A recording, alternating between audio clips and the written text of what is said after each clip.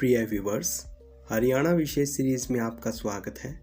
इस सीरीज़ में हम हरियाणा से संबंधित उन सभी टॉपिक्स को पढ़ेंगे जो हाल फिलहाल चर्चा में रहे हैं।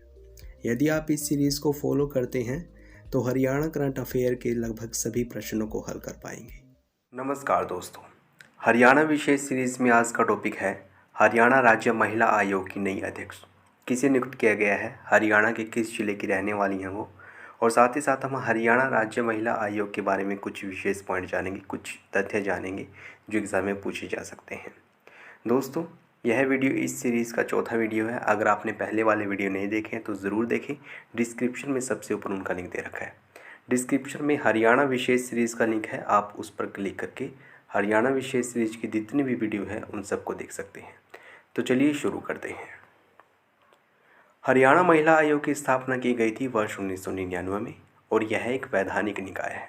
याद रखें, इस आयोग की स्थापना वर्ष 1999 में की गई थी और ये एक वैधानिक निकाय है। देखिए, जो बॉडीज़ होती हैं यानी कि निकाय होते हैं, ये दो प्रकार के होते हैं, संवैधानिक निकाय और सांविधिक निकाय। सांविधिक निकाय को ही वैधानिक निकाय बोला जाता है।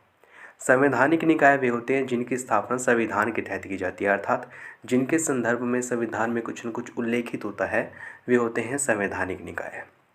जैसे कि वित्त आयोग का उल्लेख अनुच्छेद 280 में किया गया है, तो ये एक संवैधानिक निकाय है। कुछ संवैधानिक निकाय हमें याद करने चाहिए जो परीक्षा में बार बार पूछे जाते हैं, जैसे कि वित्त आयोग 280 में इसका उल्लेख किया गया है। संघ लोक सेवा आयोग अनुच्छेद 215 में इसका उल्लेख किया गया है। चुनाव आयोग संविधान के भाग 15 में अनुच्छेद 324 से लेकर 329 तक चुनाव आयोग के बारे में बताया गया है। पिछड़ा वर्ग आयोग अनुच्छेद 340 में इसका उल्लेख किया गया है। राष्ट्रीय अनुसूचित जाति आयोग अनुच्छेद 338 में इसका उल्लेख है और राष्ट्रीय अनुसूचित जनजाति आयोग अनुच्छेद 338A में इसका उल्लेख किया गया है। ये सारे के सारे संवैधानिक निकाय है क्योंकि इनका उल्लेख संविधान में किया गया है। सांविधिक या फिर वैधानिक निकाय वे होते हैं जिनकी स्थापना संसद या फिर राज्यों के विधानमंडल एक अधिनियम द्वारा करती है, जैसे कि हरियाणा राज्य महिला आयोग या फिर दिल्ली विशेष पुलिस अधिनियम 1946। ये भी एक वैधानिक निकाय है, या फिर इस अधिनियम के तहत जिस बॉडी को इस्टेब्लिश किया गया है वो वैधानिक निकाय होगा। आरबीआई को आरबीआई एक्ट 1934 के तहत स्थापित किया गया है, तो आरबीआई एक वैधानिक निकाय है, अर्थात सांविधिक निकाय है। तो आपको डिफरेंस समझ में आ गया होगा संवैधानिक निकाय और सांविधिक निकायों के बीच। याद रखें, सांविधिक निकाय को ही वैधानिक निकाय बोला जाता है। इस आयोग का मुख्य उद्देश्य है महिलाओं के खिलाफ अपराध से संबंधित मुद्दों का निपटारा करना, चाहे वो मुद्दे यौन शोषण से संबंधित हो या फिर असमानता से संबंधित हो। महिलाओं से संबंधित जितने भी मुद्दे हैं उनका निपटारा करना राज्य महिला आयोग का मुख्य कार्य है। कमलेश टांडा हरियाणा की महिला और बाल विकास मंत्री, ये आप सब जानते हैं, और इनका चुनाव क्षेत्र है कलायत, जो कि कैथल में है। 17 जनवरी 2022 को हरियाणा सरकार ने एनआईटी फरीदाबाद की रेणु भाटिया को राज्य महिला आयोग की अध्यक्ष नियुक्त किया गया है। तो याद रखें, हरियाणा के राज्य महिला आयोग की नई अध्यक्ष किसे नियुक्त किया गया है? रेणु भाटिया को, जो कि फरीदाबाद की रहने वाली हैं, और इनका कार्यकाल 3 वर्ष का होगा। उनकी नियुक्ति 3 वर्ष के लिए की गई है। महिला एवं बाल विकास विभाग की प्रधान सचिव हैं जी अनुपमा, और जी अनुपमा ने ही उनकी नियुक्ति के लिए आदेश दिया था। ठीक है, और जैसे ही रेणु भाटिया इस पद पर आश्रित हुई तो 1 साल से खाली पड़ा हुआ ये पद भर गया।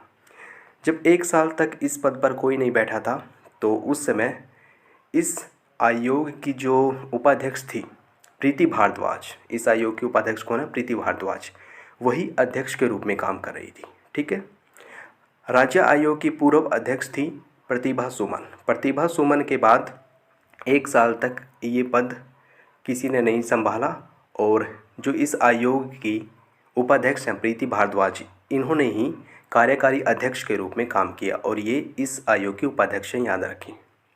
इससे पहले महिला आयोग की अध्यक्ष का कार्यभार आयोग की उपाध्यक्ष प्रीति भारद्वाज ने संभाला था।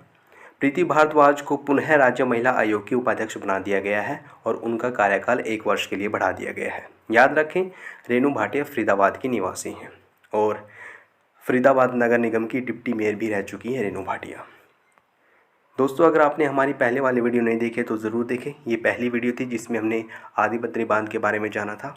ये दूसरी वीडियो थी, भारत का सबसे बड़ा चार्जिंग स्टेशन हरियाणा में स्थापित किया गया है, कहाँ पर किया गया है, ये हमने इस वीडियो में पढ़ा था। और तीसरी वीडियो में हमने जाना था हरियाणा के 5 व्यक्ति पद्म पुरस्कारों से सम्मानित किए गए हैं, वे कौन कौन से हैं, उनका क्षेत्र कौन सा है, हरियाणा के किस जिले के वो रहने वाले हैं, क्यों उनको ये पुरस्कार दिया गया, आखिर उन्होंने कौन कौन सी उपलब्धि हासिल की थी, उन सब पर चर्चा की गई है। साथ ही साथ केंद्र की ओर से जो ये पुरस्कार बांटे गए हैं, दिए गए हैं, तो किन किन व्यक्तियों को दिए गए हैं। हरियाणा के व्यक्तियों को तो हमने यहाँ पर कवर किया ही है, अन्य व्यक्तियों को भी कवर किया है जो एग्ज़ाम में पूछे जा सकते हैं, तो आपको ये वीडियो ज़रूर देखनी चाहिए। यहाँ से प्रश्न एग्ज़ाम में पूछे जाते हैं। अब देख लेते हैं आज का अभ्यास प्रश्न। प्रश्न है, हरियाणा राज्य महिला आयोग से संबंधित निम्नलिखित कथनों पर विचार कीजिए। पहला, यह एक संवैधानिक निकाय है। दूसरा, इसकी स्थापना वर्ष 1999 में की गई थी। तीसरा, रेणु भाटिया को राज्य महिला आयोग की अध्यक्ष नियुक्त किया गया है।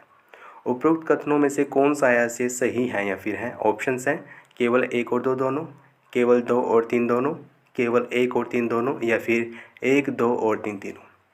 आप हमें इस प्रश्न का सही जवाब कमेंट बॉक्स में ज़रूर बताएं।